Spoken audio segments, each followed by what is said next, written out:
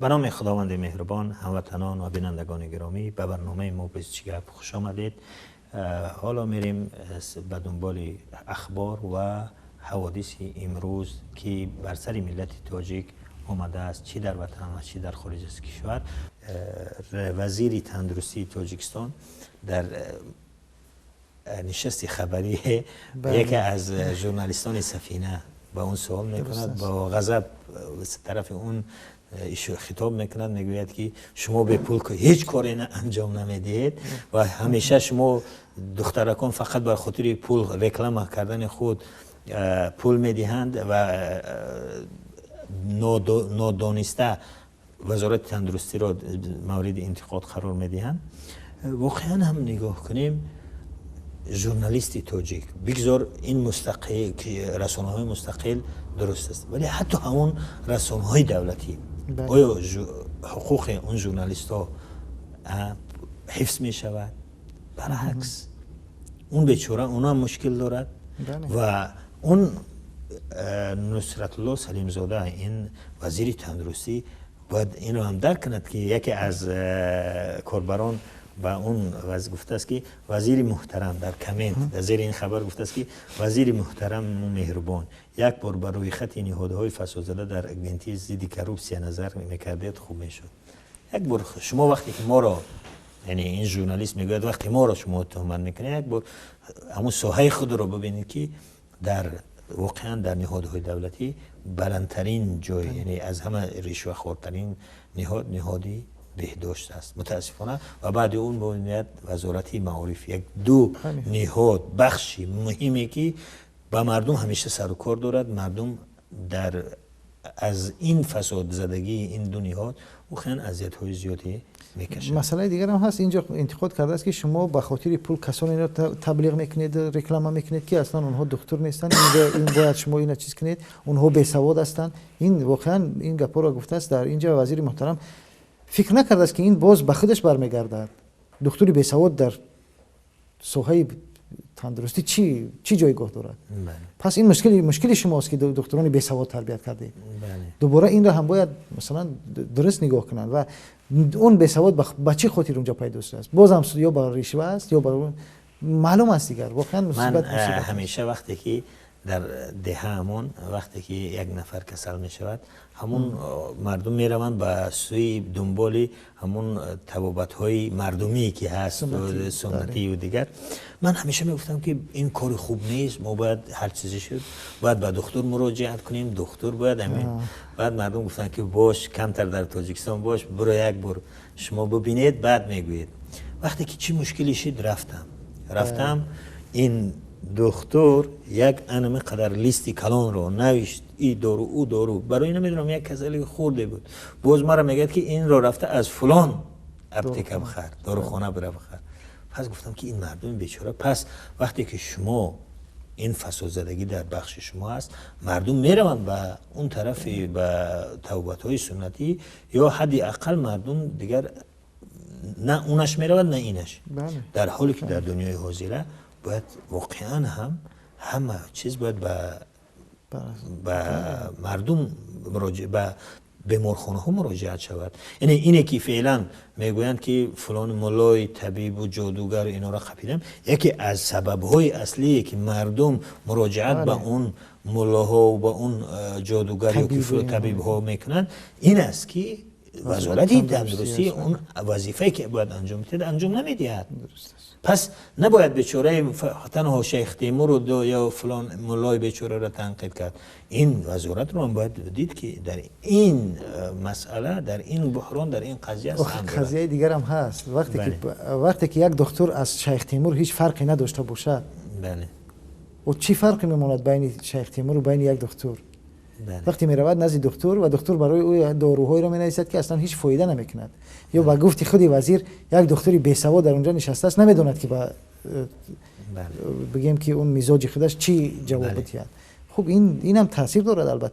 البته دکترای کسبی خوب ما داریم و این رو نباید نادیده بگیریم که امروز در کشورهای خارج، امروز در کشورهای خارج هم دکترهای خیلی موفق زیادی داریم که فعالیت میکنن و اون اونها دختری متاسفانه تاجیکی دختر بله، هست در در شویتسیا، بله. اون سازمانی جهانی مبارزه بله. مبارزه با بیماری کودکان به نام شیفا تأسیس کرد و سرخطی خبرها شد. چون این دخترهای منصف و تندوست خیلی زیاد داریم، اما متاسفانه خودی یک بخشی فساد زده شده است، از کلان ها شروع کرده. پس نباید همه ما فشار بالای اون دخترهای عادی شد، بلکه باید بروند بخپید اونهایی که از با پول آمدند و با مثلا رشوه‌خوری سر قدرت آمدن یا که مسئول فلان بیمارستان شدن، اونها را باید اگنتی که ضد کروپسیا اونها را هم بازداشت کند و نه تنها فقط دختری بیچاره عادی را. خبر دیگر این است که نشریه نگاه میگوید، ادعا دارد که ما پیشتر هم گفته بودیم که تاجیک ایر، یعنی این شرکتی هوایی تاجیک ایر و فرودگاه بین‌المللی دوشنبه به شکلی رفته است که به ضرر ملت تمام می شود. یعنی از فایدهش ضررش زیاد است و واقعا هم یکی این مسئول مقامات کشور گفتند که این دو مسئولینی تاجیک ایر و فرودگاه بین‌المللی با بودجه کشور 150 میلیون خسارت به بودجه در یک سال داده است.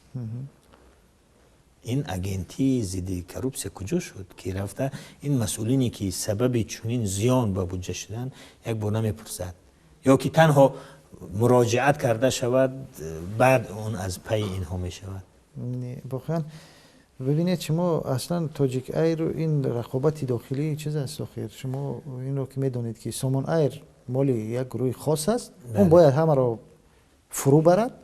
در این برای او فرق نمیکند که ملت ضرر میبیند، کشور ضرر میبیند، کی ضرر میبیند. و حالا تاجیک ایر هم با فرودگاه دوشنبه با چنین یک خساراتی روبرو میشود، میرود. چند روز بعد خواهیم شنید که این تاجیک ایر هم خصوصی شد یا اینکه زیرتابه فلان هواپیمایی شد یا با کدام شرکت فروخته شد. و اون چیزی که اکای محمد علی حیید گفتن که ما فرزندان اوگای کشور نیستیم، بسیاری در اونجا هم خودی و اوگای وجود دارد که یک شرکت اوگای است، یک شرکت خودی است. بعد شرکت های اوگای مثل ماورانه رو تاجیکی رو دیگر و بانکرات میشوند و مسئولینش میروند زیر روانه زندان میشوند. متاسفانه کشوری داریم که با چنین حال هست. یکی از چیزها این است که خبرهای دیگر که اکادمی علوم تاجیکستان گفته است که ما طرح برای حفظ روبل تاجیکی داریم، سومونی تاجیکی داریم، پولی تاجیکی داریم که از بی‌قرب شوی اون را نجات بدهد. میگوید که طرح ما ماشاءالله اینها اکادمی علوم دارد بسیار پیش می رود و میگوید که 3 میلیارد دلار ضرور است که ما این بی‌قرب شوی سامونی را نجات بدهیم. بله 3 میلیارد دلار.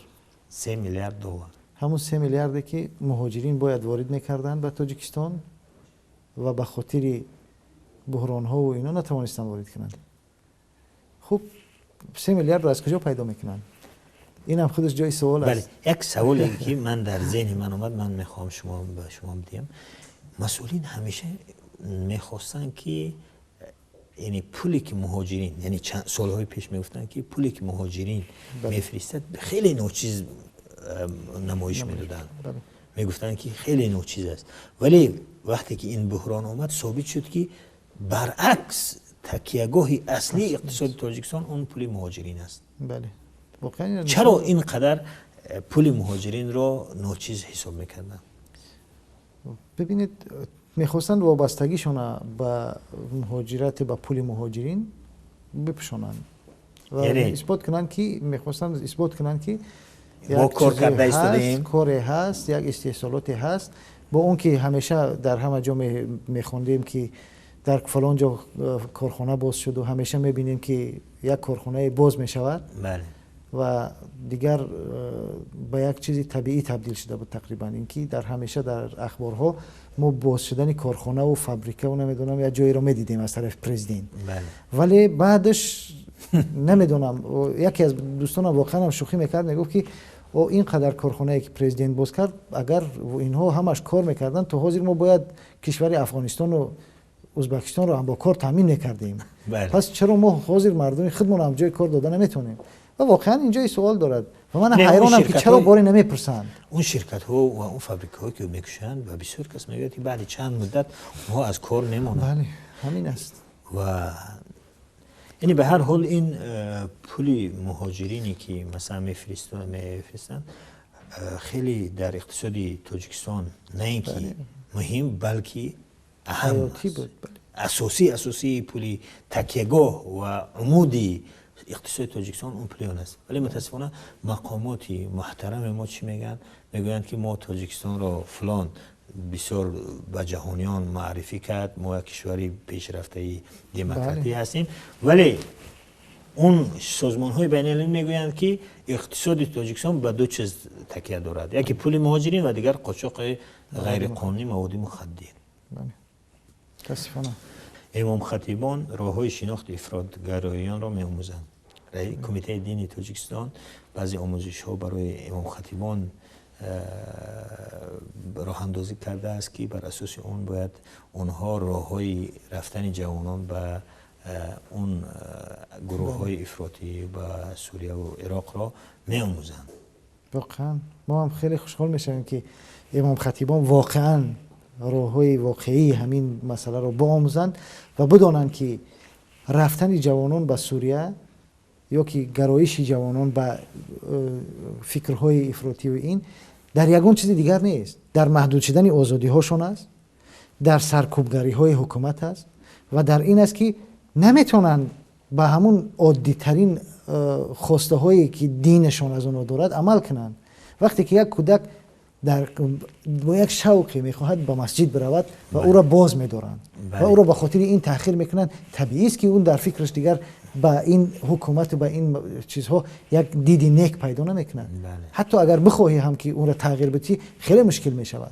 برای همین زمینه ها را از اینجا باید جستجو کنند و امیدواریم که به همین عامل های اصلی اونها پی ببرند و در بین امام خطیبان هم باشند کسانی که این عامل های اصلی را با اون ولی از این میترسم که در این آموزشی های دینی که برای مخاطبان راه اندازی می شود باز موضوع حزب نهضت اسلامی باشد، چنانه که این حزب را از صحنه سیاسی دور کردن، ممنوع کردن، ولی رسانه های رسمی کشور همه فکر و چیشون در باره این حزب است. اگر رسمی مباشر هم نگن، از طریق غیر مباشر میخواهند که به حزب بکنن. این است که آخر امام خطیب اونها را آزاد مونید. بله. اونها وقتی شما یعنی ارزش هایی که اونها باور دارن مثل این ازدواجی با حلال میدانند شما حرام میکنید، دیگر این امام خطیبا اصلا دیگر به شما باور نمیکنند. درست است که مجبور هستند، یک مجبوریت هست، مجبور هستند، ولی صدقاً اونها هیچ به گپای شما باور نمیکنند، زیرا که روی راست با اون ارزش‌هایی که اونها معتقد هستند و ملت معتقد است احترام قائل نیستی و حلال خدا را حرام میکنید، منع میکنید. پس چطور این امام خطیب ها بتوانند در نرفتن جوانان یا نپیوستن جوانان به گروه های افراطی تاثیر داشته باشند؟ بله واقعا. ببین یه چیز دیگر هم هست آخه. بله. شما حاضر گفتید، من میترسم همین امام خطیبا خودشون افراطی اعلان نشوند از طرفی در هنگامی آموختن. بله. نگن که همه شما افراطی هستید، چون اونها واقعا با چنین روندی که امروز در جامعه میبینیم اونها هم دین رو اصلا افراطگرایی میدونن. اونها دیگه اصلا با هر کی دین داره است افراطگرا است از نگاه اونها. و این مصیبت است. ما امروز در تاجیکستان، نه تنها در تاجیکستان، در اکثر دنیا واقعا هم جامعه مسلمانی، جامعه های اسلامی اسیر دو طایفه افراطی هستند. یکی دنیوی های افراطی مثل همین دنیوی های ما که تمام چیز را در اسلامیت، در حزب اسلامی و در اینها میبینن و میخواهند همه را زیر کنترل خود داشته باشند، میخواهند با زور مردم را در کنترل خود داشته باشند. و طرف دیگر گروه های هستند که گروه های افراطی که میخواهند فقط با اسلحه، با یراق با زور با خشونت این حکومت های خودکامه دنیوی را از بین ببرند. بله.